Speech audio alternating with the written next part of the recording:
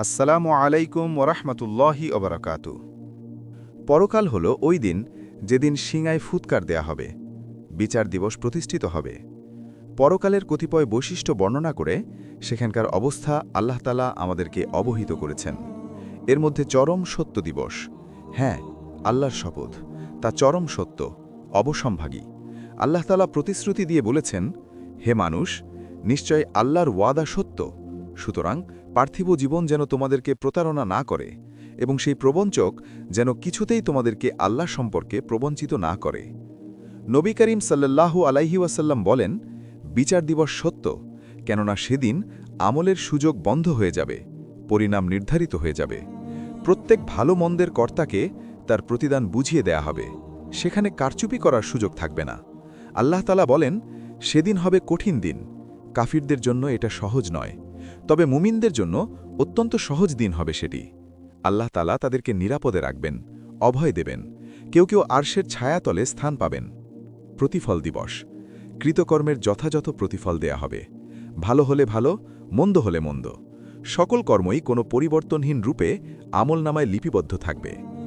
আল্লাহ তাআলা বলেন, কিন্তু তখন কি অবস্থা দাঁড়াবে যখন আমি তাদেরকে একদিন সমবেত করব, যেদিনের আগমনে কোনো সন্দেহ নেই, আর নিজেদের কৃতকর্ম তাদের প্রত্যেকেই পাবে।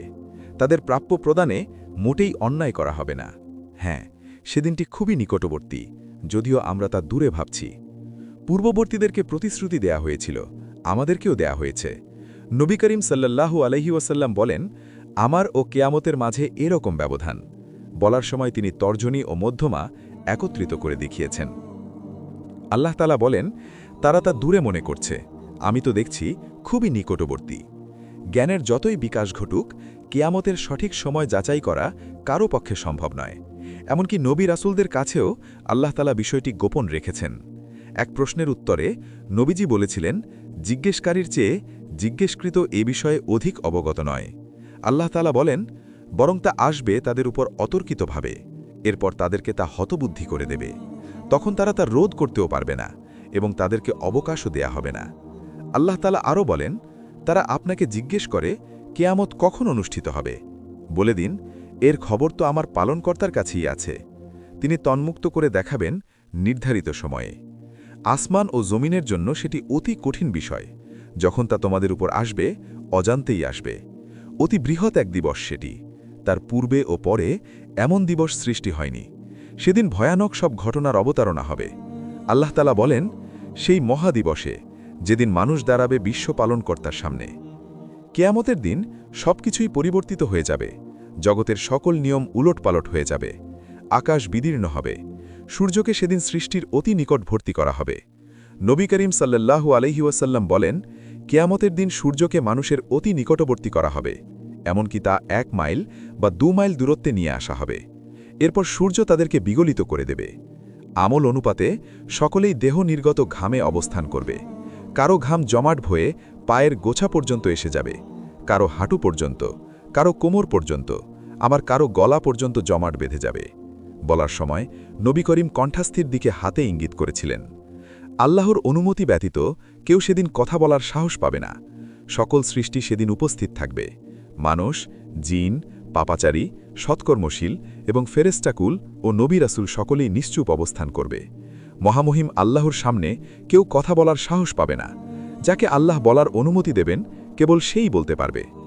দুনিয়ার সকল প্রতাপশালী ব্যক্তির প্রতাপ ও রাজত্ব ধ্বংস হয়ে যাবে। সেদিন কোনো প্রেসিডেন্ট থাকবে না, কোনো পরাশক্তির অস্তিত্ব থাকবে না। এক আল্লাহর রাজত্বই কেবল অবশিষ্ট থাকবে। সেদিন বিচার হবে এক আল্লাহর ইচ্ছাতে।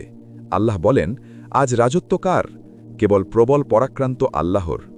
যারা দুনিয়ায় অহংকার করেছে, সীমা লঙ্ঘন করেছে, সত্যকে অস্বীকার করেছে, নবী রাসূলদের দাওয়াতকে প্রত্যাখ্যান করেছে, সেদিন তারা চরম লজ্জিত, অনুতপ্ত হবে।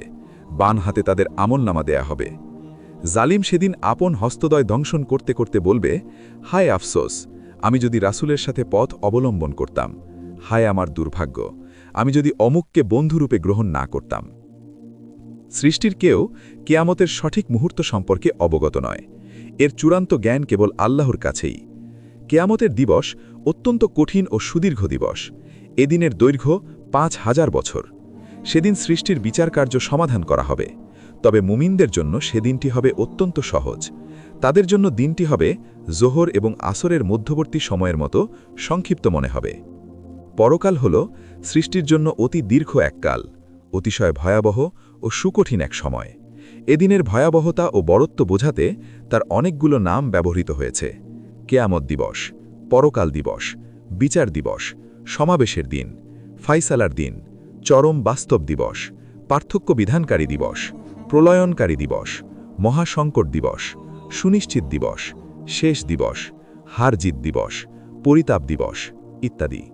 প্রতিটি নামেই সে দিবসের বৈশিষ্ট্য এবং সেদিনের সৃষ্টির ভয়াবহ অবস্থার বিবরণ দেয়া হয়েছে।